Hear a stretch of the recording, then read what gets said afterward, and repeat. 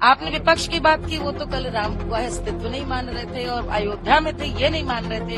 अब 22 को नहीं, किंतु बाद में वो कह रहे हैं हम रामलला के दर्शन को आएंगे। भारत के जन जन में जो भाव पैदा है, उससे घबरा करके विपक्ष को लगता है कि भगवान राम जी का मंदिर बनाने के लिए नरेंद्र मोदी जी को 543 सीटें मिल जाएंगी। 22 जनवरी को रामलला भव्य मंदिर में विराजमान होंगे, प्राण प्रतिष्ठा होगी। जब से 22 जनवरी का डेट फिक्स किया गया है, तब से एक के बाद एक राम भजन सुनने को मिल रहा है। जुबिन नौटियाल कहें, मनोज तिवारी, स्वाति मिश्रा, मालिनी अवस्थी, कई ऐसे सिंगर हैं जो एक के बाद एक राम भजन ला रहे हैं। नरेंद्र मोदी इसका प्रमोशन भी कर रहे हैं। देखा जा रहा है कि नरेंद्र मोदी अपने सोशल मीडिया ट्विटर हैंडल से उस गान को, उस गीत को ट्वीट कर रहे हैं। आज हम दो ऐसे सिंगर की बात करेंगे, पहला मनोज तिवारी और दूसरा मालिनी अवस्थी।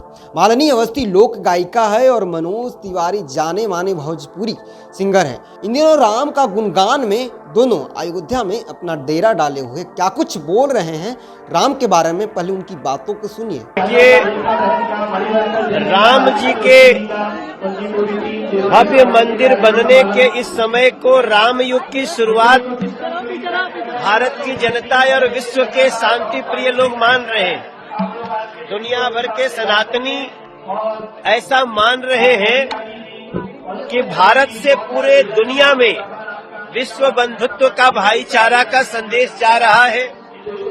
एक बड़ी समस्या के अंत के साथ एक नए युग की शुरुआत हो रही है।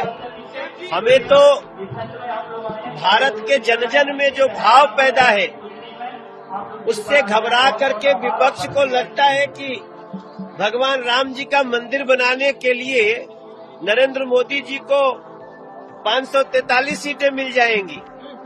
मैं समझता हूं वो लोग जिन लोगों ने सत्ता में रहते हुए कार्य नहीं किए, वो लोग आज इस माहौल को देखकर घबराए हुए हैं।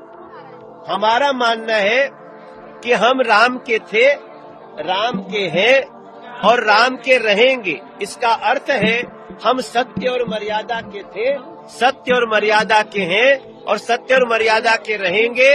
हम भगवान राम के भव्य मंदिर से राम राज्य तक, हर व्यक्ति के घर तक खुशियां पहुंचा कर ही नरेंद्र मोदी जी दम लेंगे, ऐसा हमारा विश्वास है।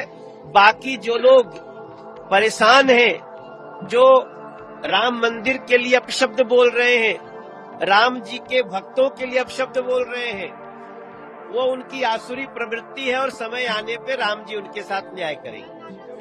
अरे नहीं, क्या पक्ष क्या विपक्ष, भगवान राम जैसे हैं कि बड़ा अनुकूल वातावरण इस समय, हर्ष और उत्सव का वातावरण है पूरे देश में, हर व्यक्ति प्रसन्न है। आपने विपक्ष की बात की, वो तो कल राम का अस्तित्व नहीं मान रहे थे और अयोध्या में थे, ये नहीं मान रहे थे।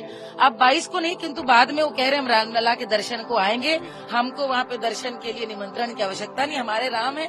उन्होंने मान लिया हमारे राम, तो यही समझ लीजिए कि राम यही है। तो बहुत एक अनुकूल वातावरण है, उत्सव का वातावरण है, हर व्यक्ति प्रसन्न है और एक चेहरे पे एक ऐसा आनंद है जो छिपाए नहीं छिप सकता। एक तो वो है जो अयोध्या में दिख रहा है, जो नहीं जा सकता अयोध्या, उसने अपने घर में ही ये कल्पना कर ली है कि भाई 22 जनवरी को हमारे लिए दीपोत्सव है, हमारे लिए रामलला अयोध्या में लंबी प्रतीक्षा और हमारे पूर्वजों के तर्पण के बाद, त्याग के बाद स्थापित होने जा रहे हैं। तो उस दृश्य को देखने की उत्सुकता, और जैसे होता है कि आप देखें घर में भी जब प्रसव होने वाला होता है या कोई विवाह संस्कार होने वाला था, उसके पहले जो तैयारियां होती हैं, तो घर परिवार परिश्रम तो करता है लेकिन आनंद के संग आनंद छलक रहा होता है। तो इस समय आनंद छलक रहा है और उत्साह छलक रहा है।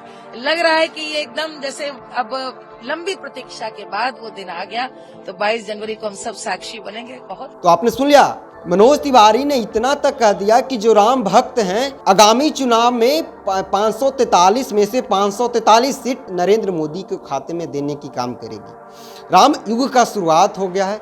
लग रहा है कि जिंदगी आज से ही स्टार्ट है। जहां जाते हैं वहां राम का गुणगान सुनते हैं, राम का भजन सुनते हैं।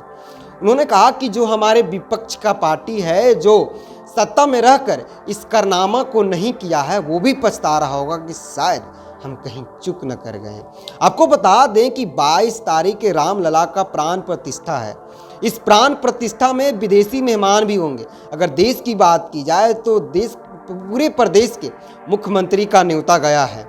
वही सेलिब्रिटी की बात की जाए तो जितने भी हमारे देश में सेलिब्रिटीज हैं, क्रिकेट इंडस्ट्री से हो या बॉलीवुड इंडस्ट्री से हो, सबको न्योता गया है और सब 22 जनवरी को अयोध्या में नजर आएंगे।